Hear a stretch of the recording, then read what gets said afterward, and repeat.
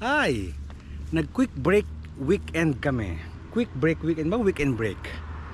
Nag-cross kami ng border dito sa south of Ontario. So, ibigay ko sa inyo ang details in a little bit more. That's why, if you want, I would suggest you will stick around. And then, we'll show you kung saan kami nag-spend ng weekend ni Mrs. Barurot. And gusto kong i-share sa inyo what are those and what are we doing for this one. Alright? Stick around. Kwento ko kayo ng more details on what we're doing now.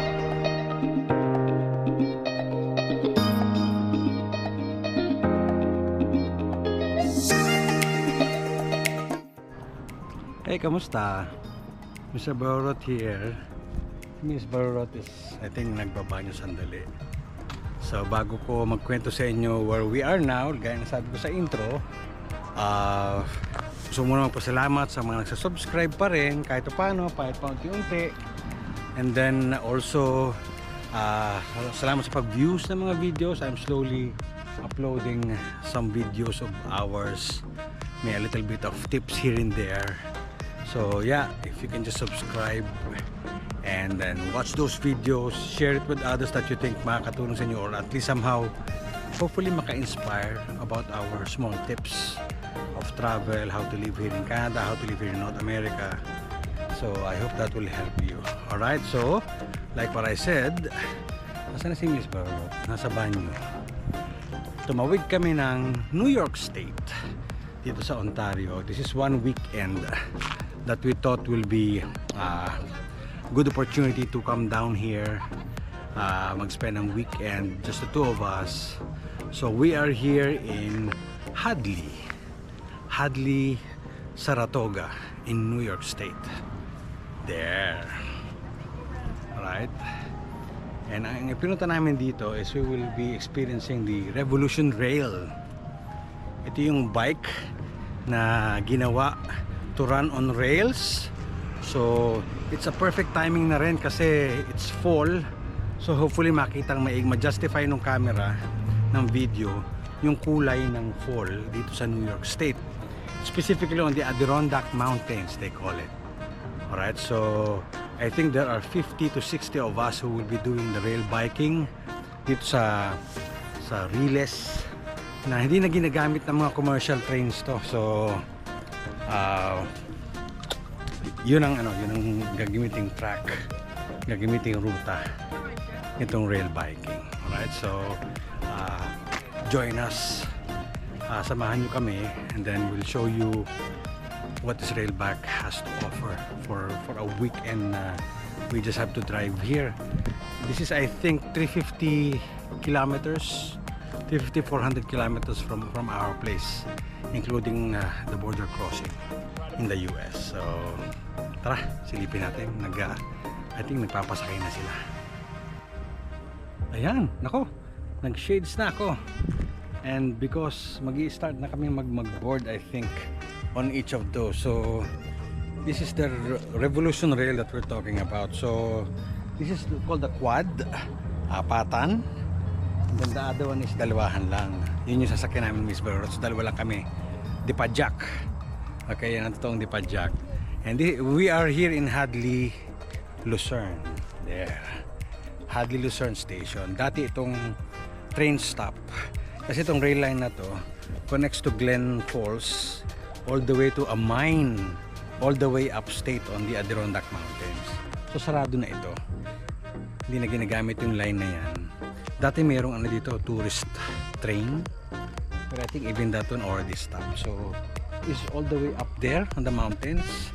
Then this one is all the way sa city na to, para mag-disipit ang mga karga ng tren, which is mostly mga mine materials. Since patay na tong line na ito, wala na mga big trains na tumatakbo dito.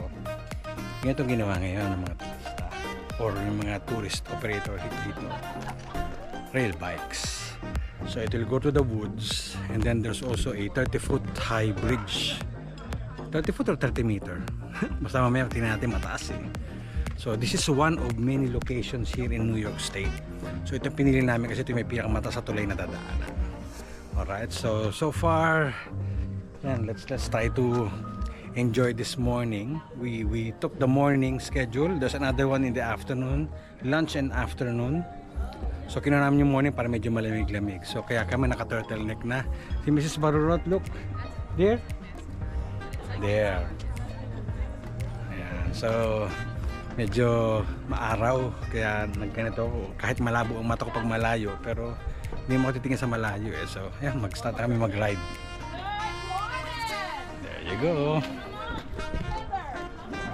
Nagbanyo na rin kami. Kasi 2 hours to. 1 hour going, 1 hour going.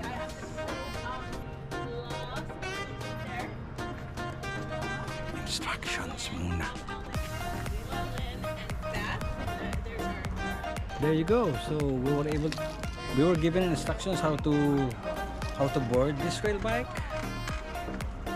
Right. So we were able to do that one, all the safety stuff from seat belts, how to go on board, how to adjust our seats. All the assistance from the Revolution Rail team. So far, so good. So that They were very, very friendly. very much, and the instructions they're joking and all, so very light. Nakaka-relax yung feeling na we're doing this with Revolution Rail. Hope hindi kami bayad to say that, but yeah, so far so good. So I think the next task is to go through the woods. Go to the woods. Nasa hulihan kami. So we are in the last of the set of group for this morning.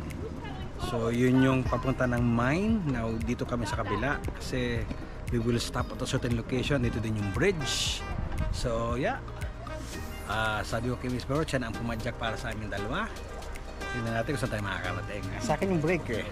So at least ako sa brake, siya yung nagpapadyak. Testingin natin.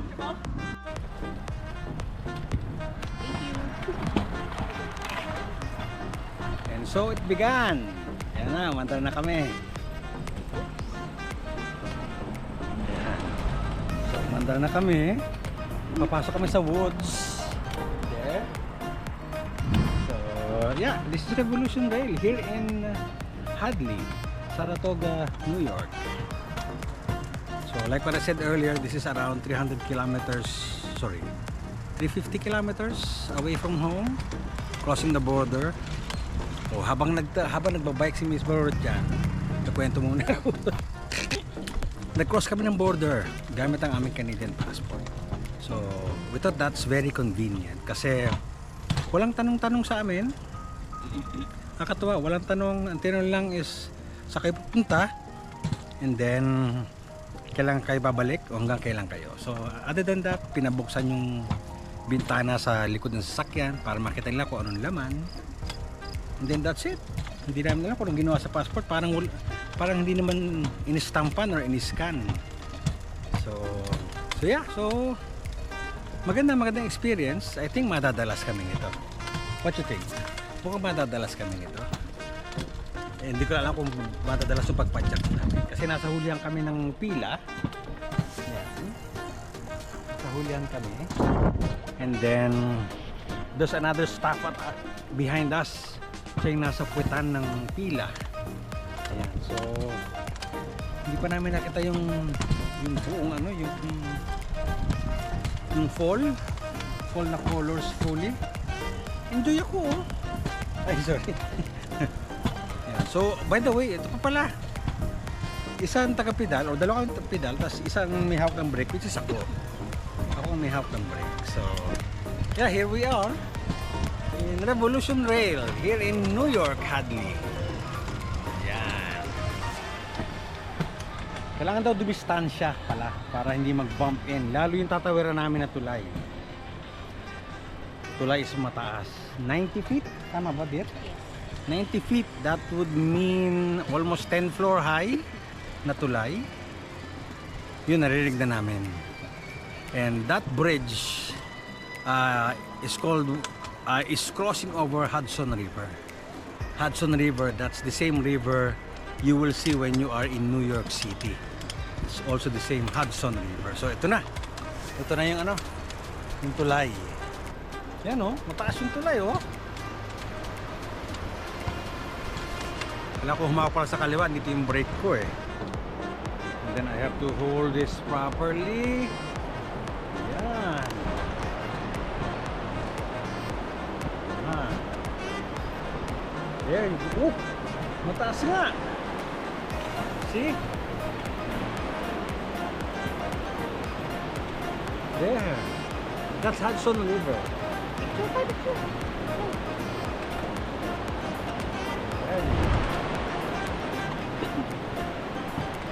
Yan, Hudson River. 90 feet. So, mukhang ang 10 floors ang taas. Yan. Then papasok ulit kami sa woods. So, yun ang pinagagawa namin dito sa New York State. Tapos from sa dulo, mag-i-stop kasi i-rotate nila yung rail bikes. May history stuff na gagawin yung staff. Ano ba yan? History stuff na may history stuff. So, yep. Hindi pa rin pala full colors din, no? Pero ang maganda, yung weather malamig, clear skies. Tapos, nasa 12 degrees Celsius yung weather.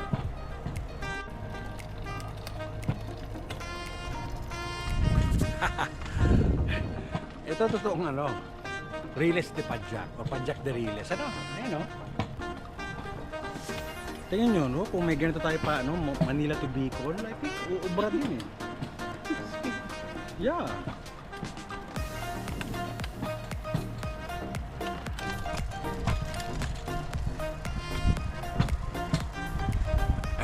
Padjak ng Padjak.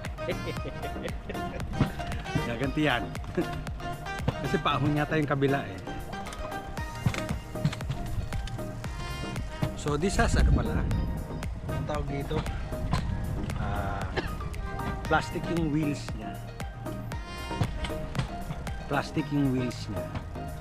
Tapos typical na bike di Padjak to eh. Tapos dalawa. Pwede kayong sabay magpadjak. Pwedeng siya lang, gaya ngayon. Basket kami doon sa likod para kung meron kami mga abubot na bitbit.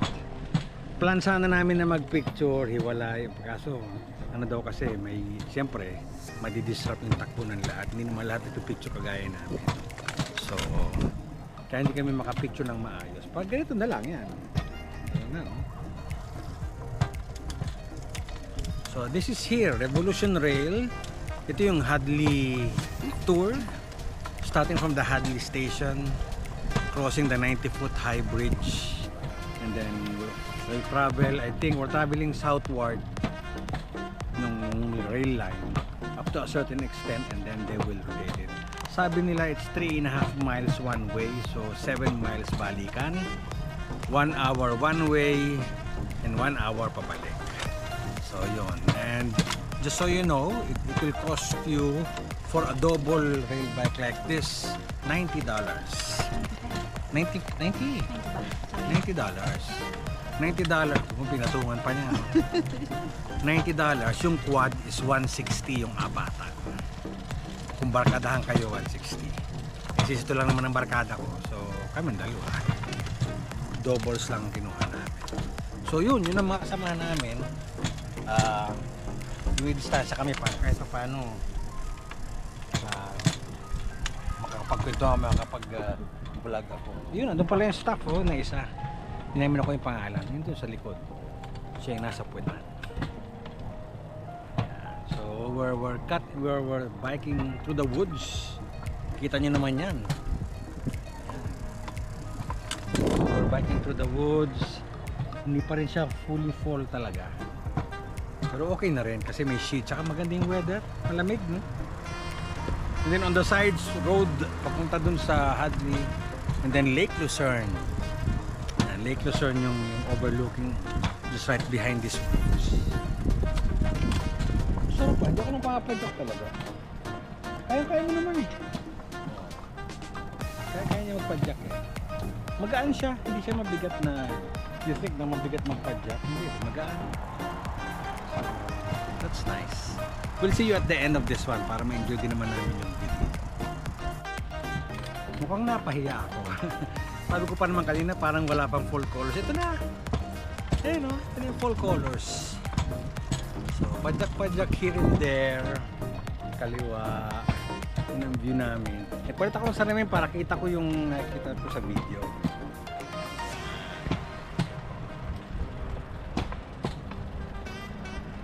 And then there.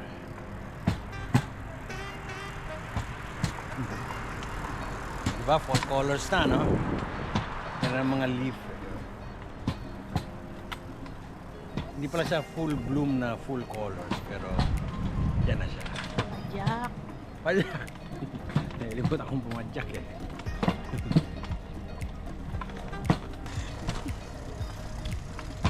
Okay din. Parang pan-chillax. Pang ano, laid back yung ano, yung rail bike route. Kasi woods talaga siya. Yan.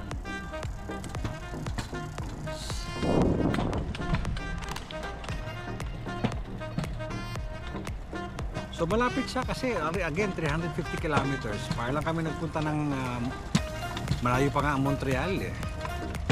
So dinrive na namin gamit namin si Clark ang aming sasakyan. Tapos ang ginawa naming style hindi kami dito sa may Hadley natulog kasi may mga Airbnb dito sa Hadley.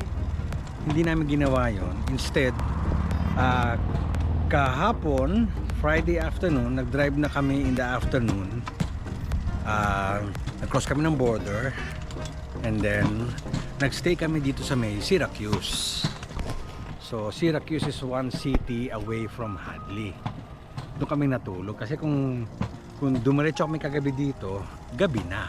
Gagabihin kami maigi. So, doon kami nag-stay natulog. Murang hotel lang, the usual. Tutulog ka lang eh. So, hindi mo naman kailangan ng 5 minutes. Wala nga breakfast eh. So, nag-breakfast kami along the way lang. And then, early on, umalis kami ng maaga. As early as 6 a.m. Kasi, ang start nito is 10:30 a.m. Eh, tamang-tama, yung Syracuse all the way here is 3 hours. So, meron kaming palugit for some stops like breakfast, coffee. And then we arrive here in Hadley Station at 10 a.m. 10:06. So we have the time to make the intro kanina. Tapos iihi muna, lahat iihi kasi 2 hours to total. Hindi ka allowed umihi sa tabi-tabi. Okay, mahiya na, mamanuno ka. Inglisan ang nuno dito. Ang duwende dito, Inglisan. So yun, pagdating namin dito, konting briefing, instruction, and then that's it. See? Fall na rin ang kulay. Ayan. So, Syracuse. Now, mamaya, after nito, tapos na kami ng lunch. So, meron ditong lake. Tinatawag nilang Lake George. So, we might have, I think meron pa kaming time to peek at it. We'll see kung anong meron doon. Malamang doon na kami mag-lunch. And then, bago kami bumalik naman ng Rochester for the night. Kasi ang Rochester, malapit na yun sa Niagara Falls, New York. So, para malapit na kami sa border. Hindi na kami magmamadali bukas ng umaga.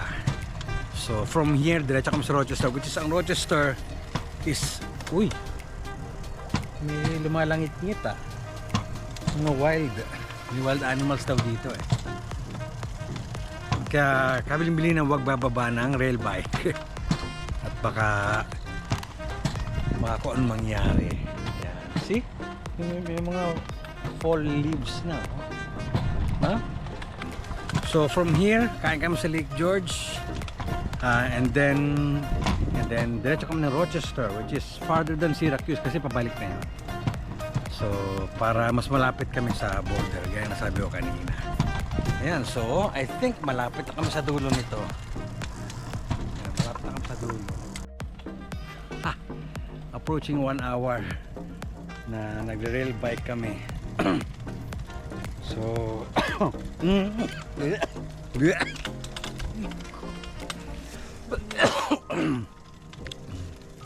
na 1 hour na kami halos nagre-rail bike. Ramdam na yung ano ba? Hindi rin nga pala biro sa tuhod to. Hindi, nagkataon lang kasi paakyat. Ito paakyat yung mamaya yung ano, yung pababa. Tapos yung staff nandun na sa likod oh. Ayun na. Kaya nasa hulihan kami ng pila eh. So yeah, so we stopped at the undisclosed location, sabi. And then they will rotate all the rail bikes pabalik. So they will start doing that. Meron silang equipment pang ikot. So tinandaan namin yung pangalan ng amin, which is Buck ang pangalan. So, para alam namin yung babalikan namin. Yung babalikan namin na sakyan. Iniwan namin yung tubig namin at saka yung monopod. So yan. Meron kaming konting briefing, history briefing, something. So nakinig tayo doon and then we'll go back to the same route. Alright, we got the bikes turned on the reverse direction. So whoever in the back is now in the front, camion. Camion, Miss Barrigo. And whoever in the front is now in the back.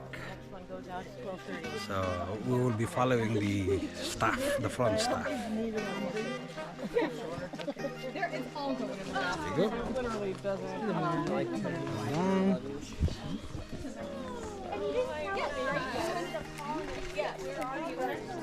We'll be all the way at the front this time. So there's a front staff who takes care of the crossings and directions. And of course the one on the rear are the ones naman who make sure everyone is safe. So yeah, everyone is boarding. The rail bikes has been turned around. Maganda, may platform din sila para madali makasakay. Platform in the middle. So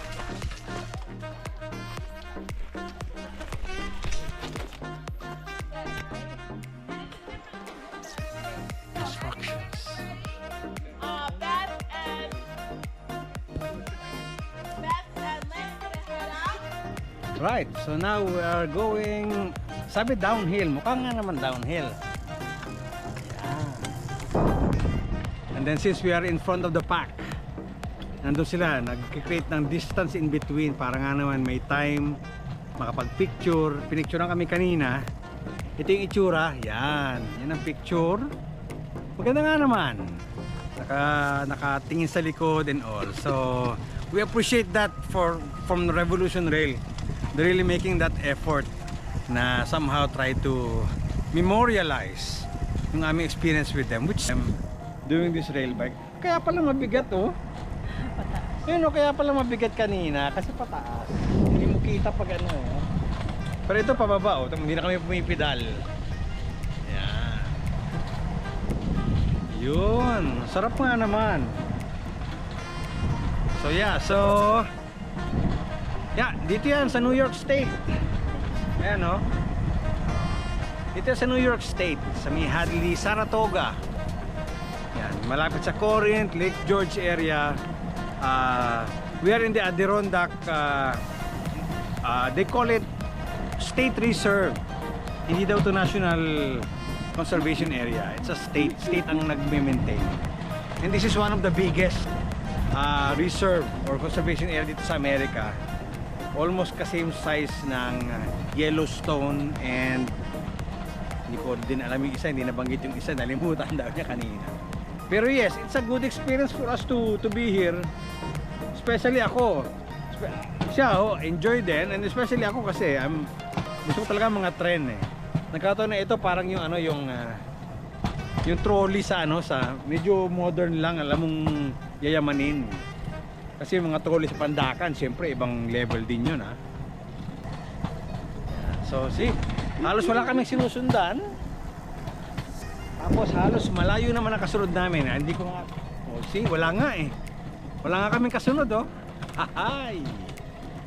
And ano daw to, 3.5 miles, so that will be at least what? 5 kilometers. Kaya nga nag-travel na kami from Hadley to Corinth. Corinth na daw yung stopover na yun eh. So yeah, so yan ang Revolution Rail biking here in New York State on a weekend.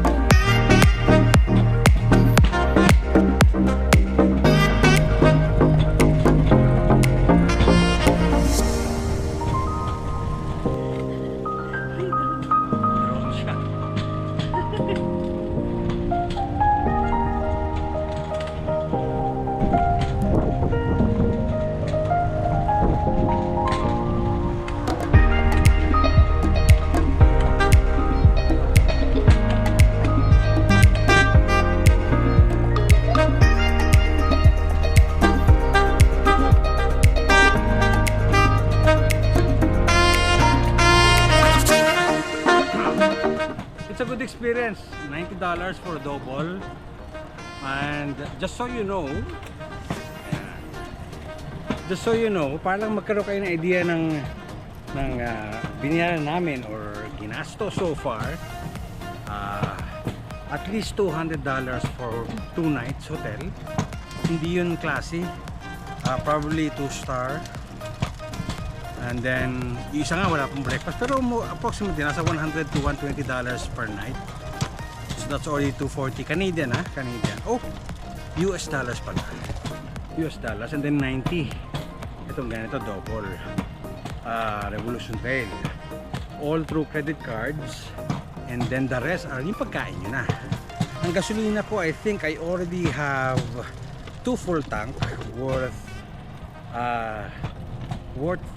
at least siguro $50-$60 dito sa USD. So that will be around $70-$80 Canadian. Nakadalawang full tank na ako, so malamang 4 na full tank. So that is another $240-$300 for fuel. So $300 plus $250 for $250 for the hotel, 2 nights, and then $90. Somewhere around, correct me if I'm wrong, pero nasa $600 to $700. Yung pagkain nasa sa inyo na yon. Right, so mga ganong gastusan. Pag galing ka ng pag galing ka ng sa lugar namin, Cambridge, Ontario. So we thought that's a good deal already. And then see the view, right? Kita nyo naman ang view nung rail bike. Right? So just the 2 of us almost. Malayo ngayon kasunod namin, pati nasa unahan malayo. So it's fun. It's fun. It's a good way to spend a Saturday. Right? A Saturday, of course, with your jowakels, right? Or whoever. Kung family kayo, kuha kayo ng 4. Depende kung gaano kayo karami. Or barkadahan, kuha kayo ng quad bike. Pero 4 ang max sa isang rail bike. Yeah, so that's here in Hadley, New York State.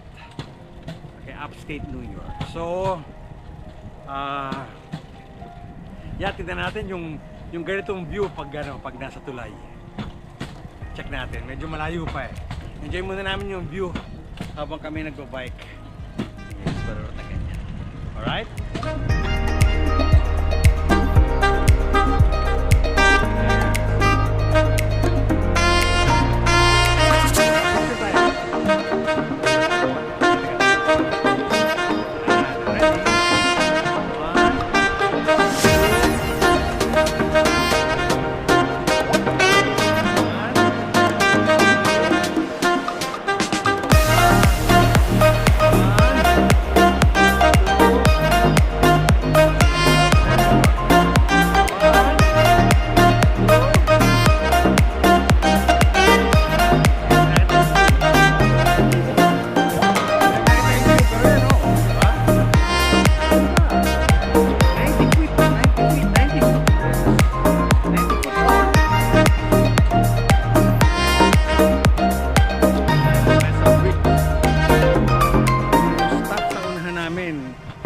Bumaba na kasi may crossing bago mag-station. So nag-assist na siya for the crossing. So inaabangan na niya kami.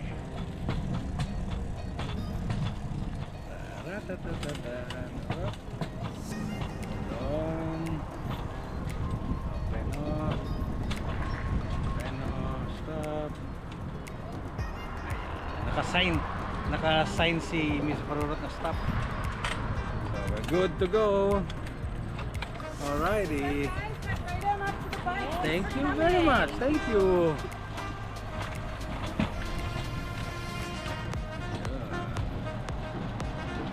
Ito na yung second set. Andito na sila sa Hadley Station. Yung susunod na susunod.